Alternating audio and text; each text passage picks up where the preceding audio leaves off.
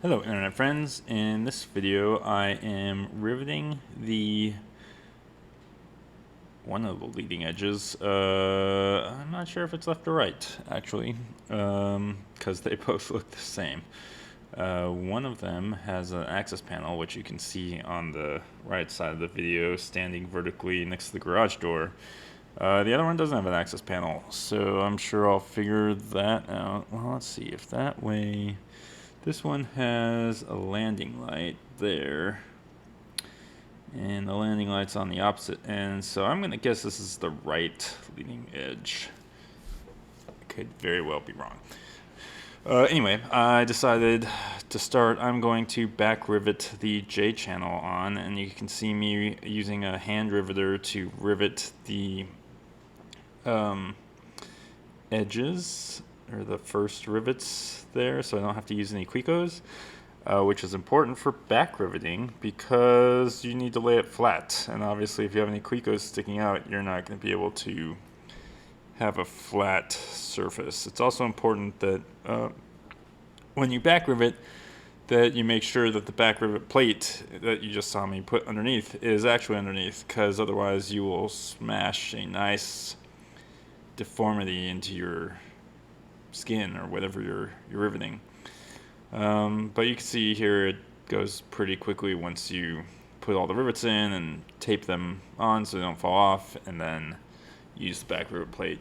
Makes it pretty easy, and they are nice, super flat rivets. I wish it was easy enough to do on all of the ribs, but there's an element of danger there. So Vans does not recommend in the plans that you back rivet that Jchannel on.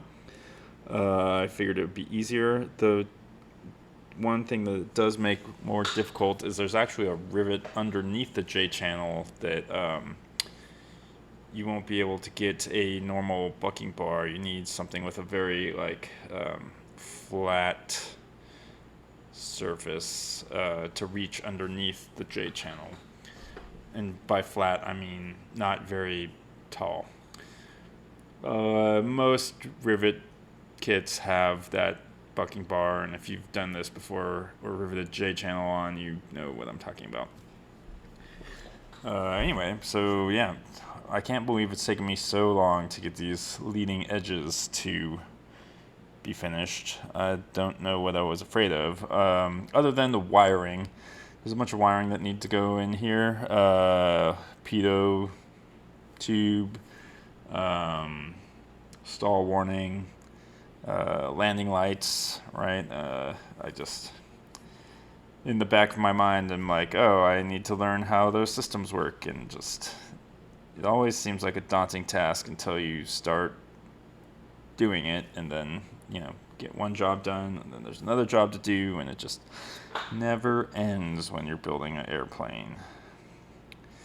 Okay, so I think these did require a little bit of fluting. So I did flute the ribs to make them line up. Very important because they're round and they don't go in a straight line. I haven't really found what the best method for fluting is. I think maybe I've watched some other videos and people use rulers to have a straight edge to make sure that all the rivets are in line. It's pretty obvious if you need to flute, because you'll stick the rivets in, or stick the ribs into the skin, and then it will be very hard to Clico once you get to one end or the other. So anyway, yay fluting. News. I got an email from Vans saying my engine is shipping from Lycoming, so it is on its way, which is kind of bittersweet. I was hoping actually it would be a little late, because I'm obviously nowhere near ready to hang an engine. So on the other hand, I'm very happy because that's the last piece that I needed before I was like, is this ever going to be a real airplane? Like, I could build the entire plane, and if I don't have an engine, then it doesn't really do anything. So now that the engine's on its way, I'm pretty motivated to,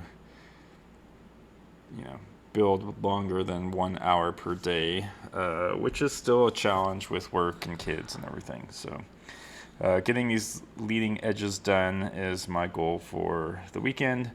And then I guess on to fuel tanks, which is, dreaded by many.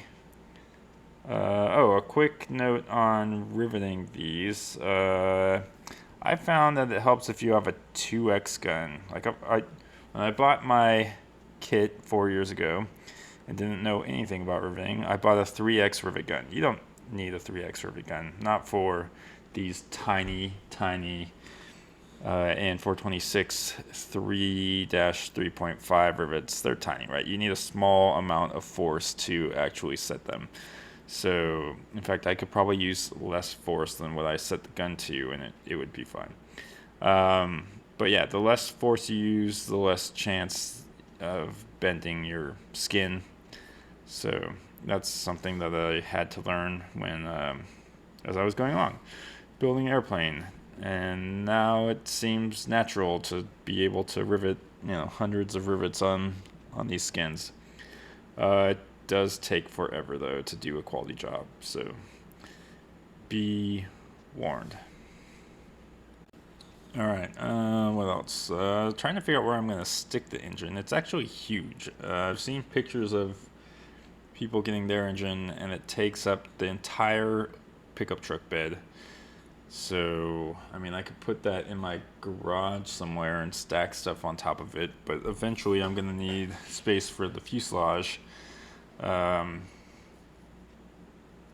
So yeah, I'm not sure. I might put it on the hanger, but I hate to just have a box worth thousands and thousands of dollars just sitting in the hanger without any supervision.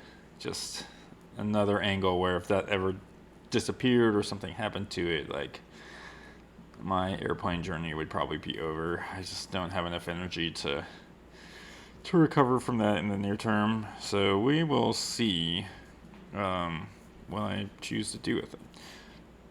Okay, and if you are also having engine thoughts, come join us in our chat groups, Discord or Slack. Scan the QR code. Those are the invites.